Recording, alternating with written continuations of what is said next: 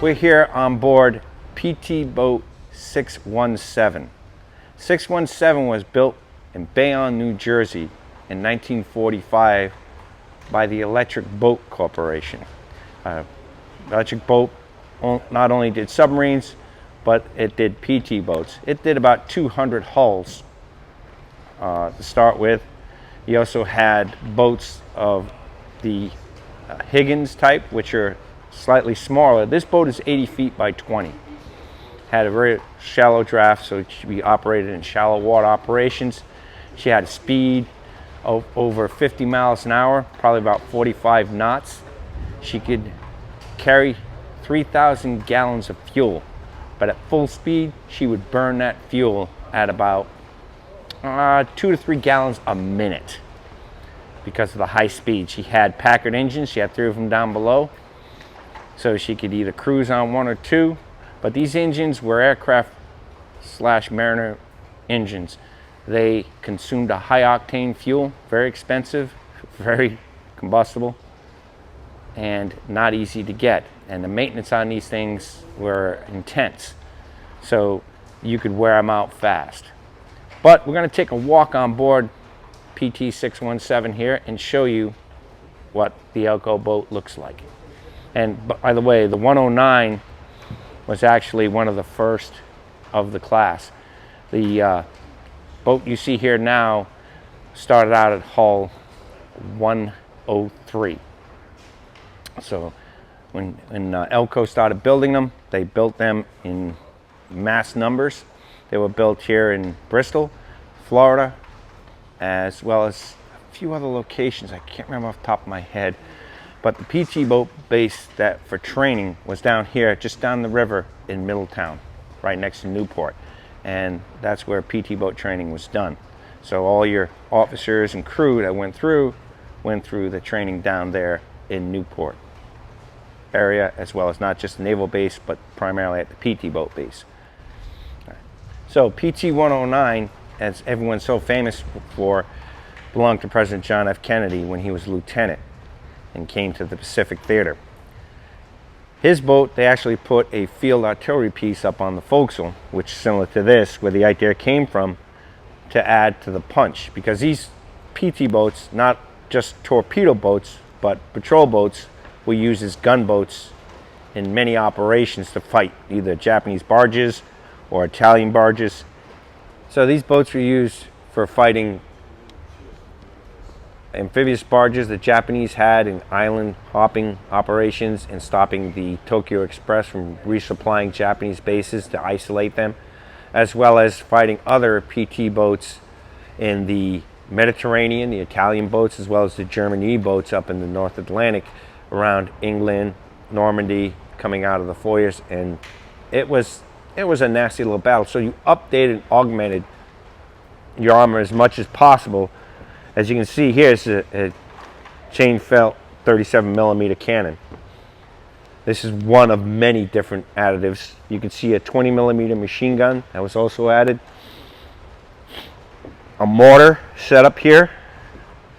Now, you got to remember, everything from rocket launchers, mortars, machine guns, grenade launchers, you name it, was augmented onto these boats because they went into harm's way. They were designed to be expendable. So you're going in, you're gonna weapon up as much as possible. And speed isn't always the primary goal, coming in fully armed. This boat is set up to give you an idea of the different type of weaponry that was on board. You can see the Mark 7 torpedo air slug launchers. These were later eliminated from the torpedo boats, and the drop racks were added in the back using aircraft torpedoes. Because the Mark 14s, they had their own issues and problems. Charging the flats required an air compressor, and the tube had to be wheeled out. The racks could just dump the torpedo out. In, close, fire, run.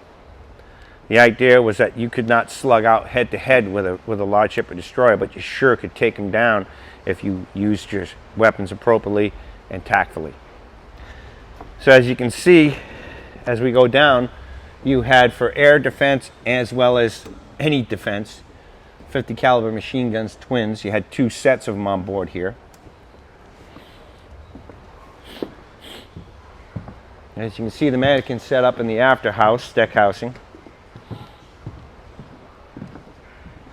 Here's the racks for your torpedoes. And then you can also see depth charges.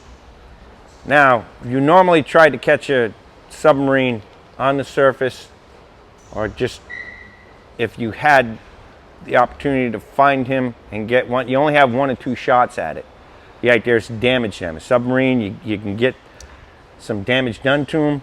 You're not going to do it with just 2. If you're lucky, you can. But we have the 40 millimeter, which can be used for both anti-ship, anti-air, and shore bombardment. Because you got to remember, these boats were used for all purposes, from amphibious, air defense, ship defense. The enemy brought his stuff, you brought what you could.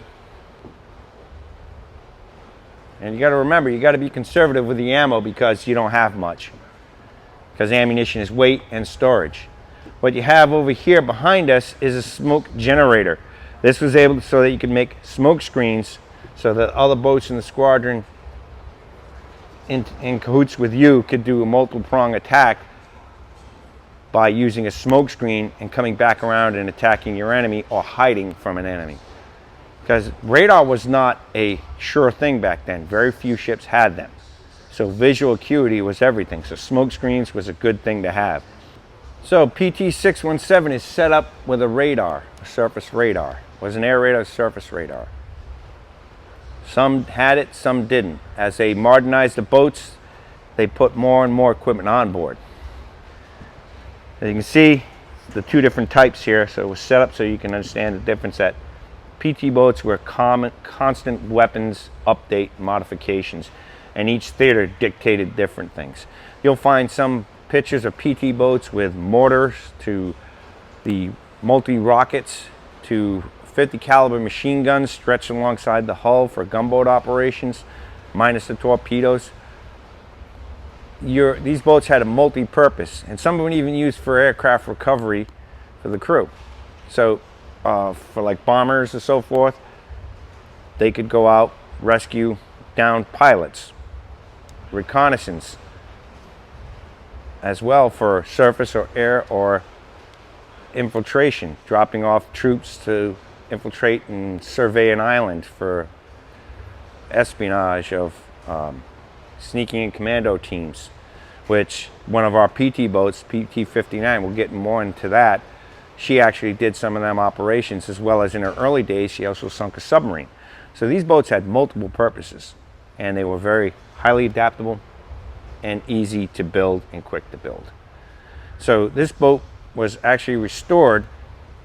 Its original cost was about $150,000. This boat was restored for a cost over $700,000. So she's restored, but she constantly needs help and updating. She's in pristine condition, and we like to keep her that way. All right, now for a quick little sight into driving a PT boat. The helmsman would be sitting here.